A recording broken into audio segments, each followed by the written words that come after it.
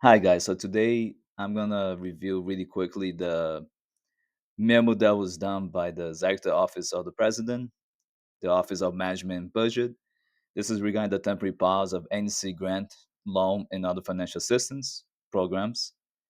So this will came out back in January 27, 2025, so yesterday. But as of January 28, 2025, this becomes in effect.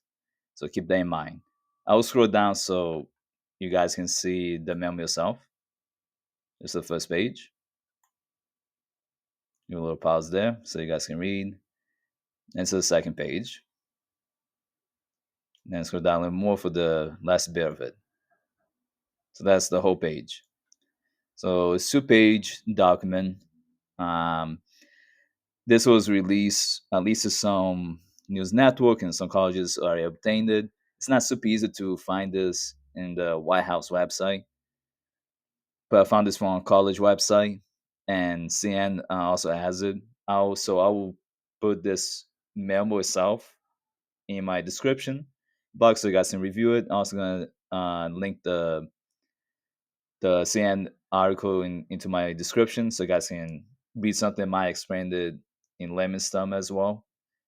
Uh, so that's gonna be all in my description box. But basically, what it means by temporary pause NC grant loan and our financial assistance programs, it literally means that many government agencies, many public bodies, etc., are gonna suffer from this. So universities right now are already pausing financial aid for students. That's one consequence of this pause. So if you need grants from when you apply for scholarships, things that require federal funding, it's paused right now. It's going to impact a lot of people trying to get money to be able to, through financial aid, to be able to attend and afford college, either community college or four-year university. So that's a huge problem. A lot of public bodies, in other words, public body just means government agencies and departments or government organizations. They're gonna have to pause a lot of the grants they provide. So if it's someone who relies heavily, maybe on a department, on your state's Department of Labor's division of vocational rehabilitation services or temporary disability benefits, things like that, they may have a lot of funding that's gonna be paused right now because it most likely will. So if someone who has some physical disability or some other type of disability, either physical or mental, this can be impacted a lot. It also includes disabilities that are caused by mental illnesses. So if you need that assistance from the government, division that works vocational rehabilitation services, provide you counselors to help you with employment services, provide you money needed for things like suits, if you're eligible for that, if they have the funding for that, provide you career tips like job interview assistance, so they train you for job interviews. Um, this all comes through the one-stop career centers in many states or American job centers. And with this pause on this type of funding, this type of grants, this type of loans, a lot of these services for the most vulnerable groups, people with disabilities of all types, and people who have criminal records are going to struggle to be able to do anything. If you were getting funding to be able to, through maybe your departments of labor, your state's Department of Labor, so that you can afford to get CDL training, so you get CDL license, that can be paused. If you're getting disability services, like the ones I described earlier, that will be paused. Right now, we don't know what's going to happen. Basically, this just means that what Trump and the rest of his cabinet are doing is to make sure that whatever funding uh, the state and the department, the governor of the state is set to request, they have to align with Trump's agenda. So that means no diversity, equity, inclusion, aka DEI programs, should be funded wherever money they provide to you. And whatever DEI programs you may already be funding through your own state investments. So if a governor is using even state money to continue the DEI program, that will still impact the pause.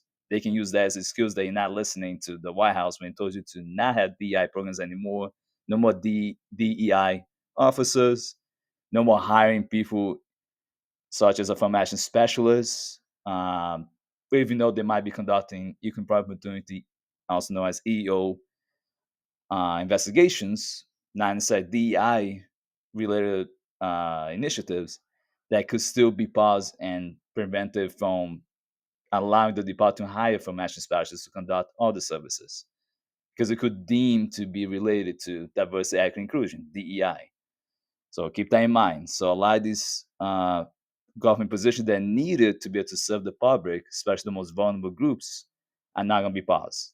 This is why, which I'm going to probably say this over and over again, before you ever vote for someone into the presidency, into Congress, into mayor position of the cities and towns, into governor positions and state legislature, you have to research because then that's what happened. In general, the most extreme right wingers tend to be the Republican Party. So any politician who is part of the Republican Party or the Libertarian Party, they will do all these things. They want to do cuts and all type of budget cuts, and want to make sure that if you get money from them at all, you had to agree with the requirements. So no, at this moment, no DI programs.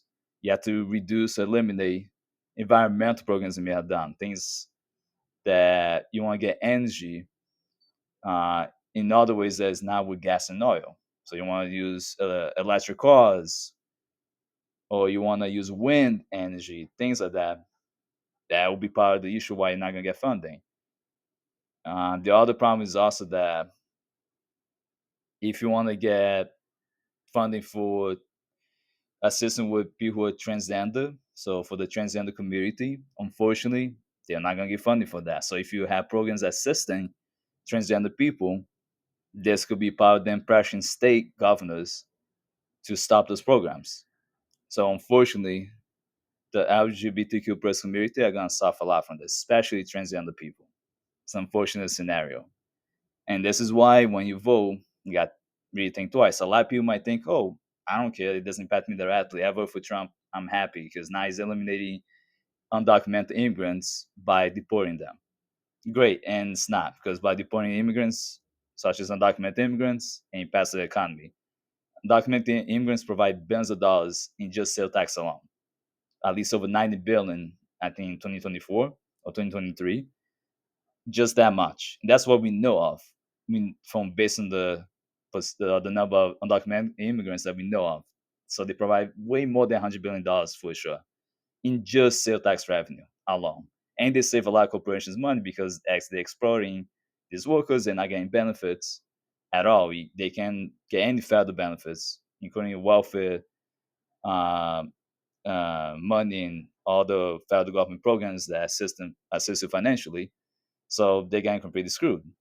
But in that situation where they want to have a better life than back in the country, but by deporting these people, we will have a huge impact in the construction um, industry. We're having a huge impact in restaurants industries, custodian work also, certain office positions that specific like people who might do custodian work at offices will be impacted. Farm workers because a lot of the farmers who hire people they hire undocumented immigrants. Most people who are American citizens they don't want to work out in the field in construction sites and farms. This is how it works. Same thing with warehouse jobs and factory jobs. A lot of these jobs are being done by undocumented immigrants because they will not only do in general a better job than most American citizens, but they'll do it for a much lower wage. And this is why our groceries for a long time have been much cheaper than many other countries' groceries, where they tend to do more in-house work when hiring their citizens to do the work. People don't realize these things. And this will impact a lot of stuff because they're already going to be using this for sure for any sanctuary states. So a lot of states right now are probably not sanctuary states anymore because this could be a reason why they will not get funding. So if you have sanctuary state for undocumented immigrants, they could use this pause, maybe make indefinite that, hey, unless you stop being sanctuary state and allow us to send ICE agents to your state, you're not going to get any grant money. So it's not just DEI, it's not just which relates to affirmation, EO, and environmental policies. and transgender people's rights is also going to connect to undocumented immigrants. So all this relates to that. This is all part of Trump and his cabinet's um, agenda, and it's all part of Project 2025. Again, a lot of people are gonna suffer this one because groceries are gonna go up. Same thing with gas and everything else. Now the people who vote for him because they thought grocery prices are gonna go down, which is not what he was gonna do, is going up. They actually just cost them more money. We already know that Democratic presidents have been better for the long term for working class and middle class people than any Republican president. Not because Democrat presidents are amazing or Democrat Congress is amazing, but they're much better than Republican Congress presidents and a Republican controlled US Supreme Court. And this has been shown multiple times. People need to really educate themselves. Education is important. You have to get a way to educate yourself so you don't make mistakes when you vote. Don't vote on single issues. Don't vote because you hate someone and you rather be a racist, xenophobic, misogynist type of individual instead of, let me vote in a way that, yeah, it might benefit other people may not like because some regressive mentality you have, but at least you're also going to benefit. Now, federal minimum wage will not go up for sure.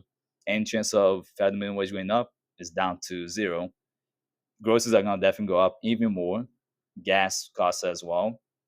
Expect the cost of renting to go up as all the expenses are probably going to be happening because a lot of these landlords, they hire undocumented immigrants to fix the plumbing, to fix the roof, to fix all issues in the apartments. So expect that because they're going to have to hire people who are citizens, it's going to cost them a lot more. They're going to increase the rent even more.